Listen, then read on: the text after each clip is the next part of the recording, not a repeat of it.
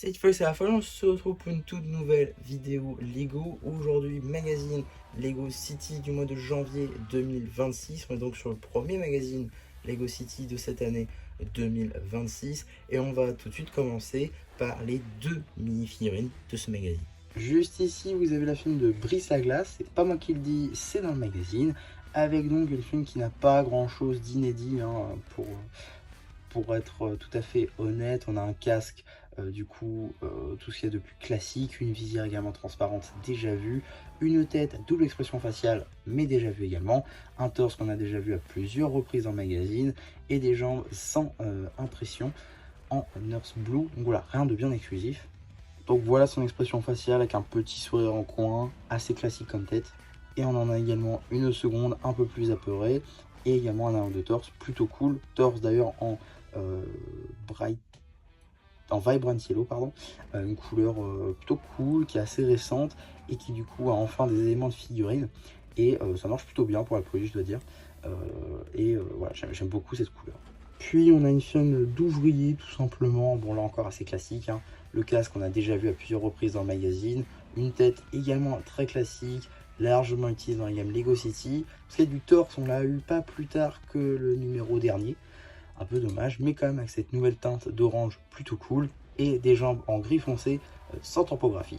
Pas de seconde expression faciale donc, et un arrière de torse relativement détaillé. Et donc voilà, on a fait le tour des munitions. On va voir très rapidement, regardez les constructions, en commençant par la principale juste ici, qui est donc une motoneige de la police, avec donc voilà les petits skis à l'avant. Ça c'est plutôt sympa, on se pend un petit peu dans les airs, mais c'est pas très grave. On a également des petits phares, des petites commandes juste ici. On a également les petits gyros à l'arrière, c'est pas grave, ça tombera pas plus bas. Voilà. Bon, c'est peut-être un peu fragile du coup. Donc les petits gyros qui sont représentés par des tiles un par deux tout simplement transparentes. Voilà, on a également des petits lingots juste ici.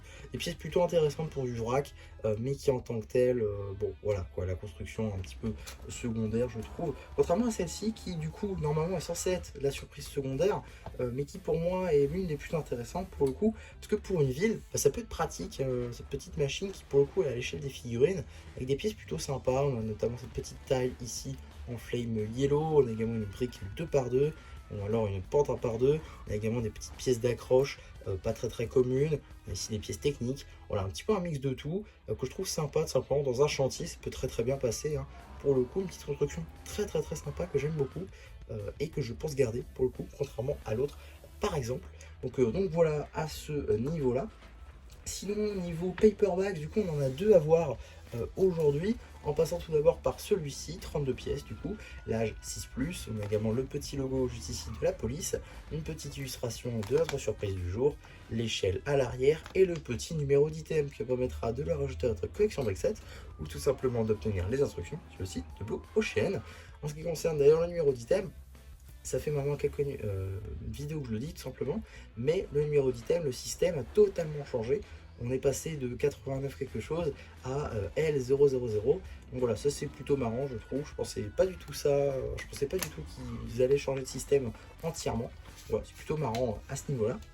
Et également, on a du coup deuxième paperback, simplement parce qu'on a deux surprises dans ce magazine, en passant du coup par le chantier avec le petit logo juste ici, le compte de pièces qui est à 25, l'âge, on a également l'échelle juste ici, ainsi que le numéro d'item qui du coup est le 2221, alors que celui-ci était le 2220. Donc voilà, c'est deux numéros qui vont à la suite pour le coup.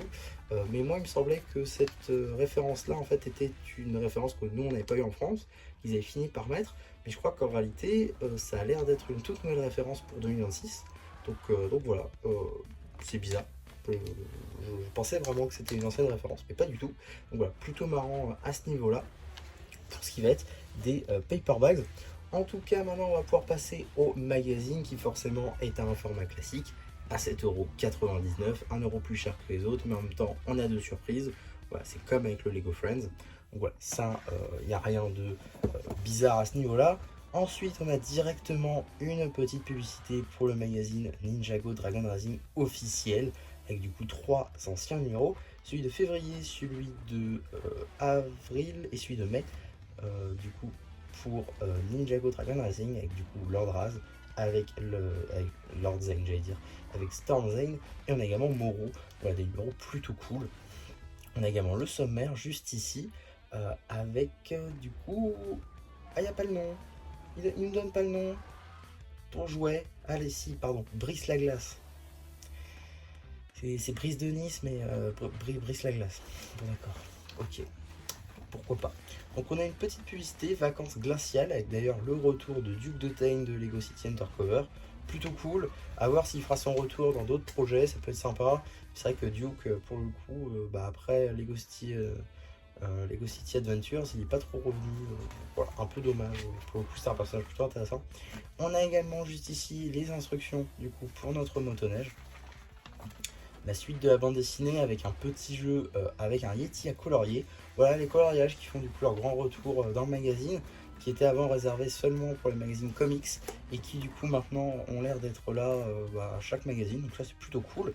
On a également une petite review papier du set garage de personnalisation des voitures de police, plutôt sympa. Alors il y a eu pas mal de variations de ce genre de set, mais voilà. On a également la suite de la bande dessinée, un petit labyrinthe de type enneigé, un petit poster juste ici, un autre poster avec Duke forcément, un poster ensuite avec dérapage, c'est ça? Je regarde du coup parce que ça m'intéresse. C'est ça, dérapage contrôlé. Voilà, donc dans un environnement un petit peu arctique, un petit peu enneigé du coup. On a également un petit jeu sur le thème de la police. Suite de la bande dessinée avec un petit jeu encore, là encore, du coup sur le thème de la neige. Il y a pas mal de sets d'ailleurs sur les types ambulanciers à la montagne, ça c'est plutôt cool. On réutilise des films du calendrier de l'Avent ou de ski. Voilà, ça c'est plutôt cool aussi. Suite et fin de la bande dessinée, je crois, avec un petit jeu juste ici, un petit QCM. Suite, non, juste la suite de la bande dessinée, avec d'autres petites infos sur Lego City. Pourquoi pas, des espèces de petits jeux, je pense plus.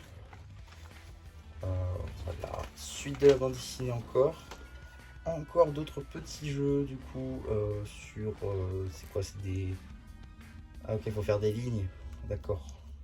Et également des petites publicités pour les 7 Lego City de cette année avec le camion pompier de l'aéroport, le jet contre la voiture ou encore le food truck de frites, un set plutôt sympa que je vais évidemment plutôt me procurer.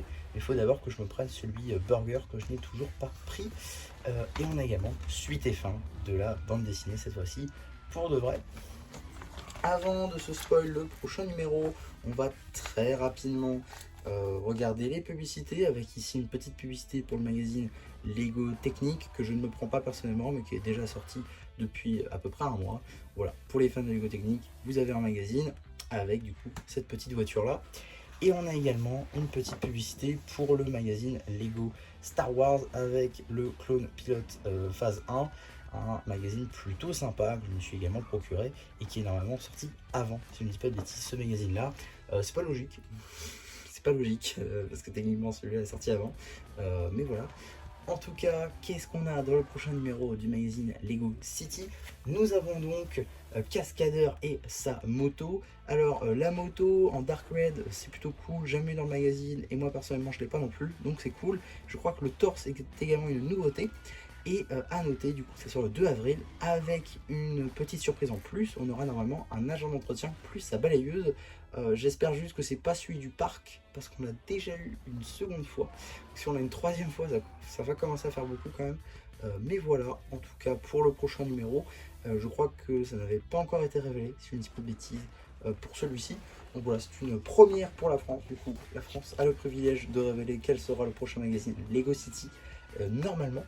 En tout cas, voilà pour le magazine Lego City de cette année 2026. Un magazine plutôt sympa, du coup, avec deux toutes nouvelles surprises. Une plus intéressante que l'autre à mon sens. Celle-ci était bien plus intéressante. En tout cas, voilà pour ce magazine. J'espère en tout cas que ça vous aura plu. Surtout n'hésitez pas à me le dire en commentaire, n'hésitez pas non plus à liker la vidéo, à vous abonner, à partager. Et moi c'était MC qui vous dit bye bye.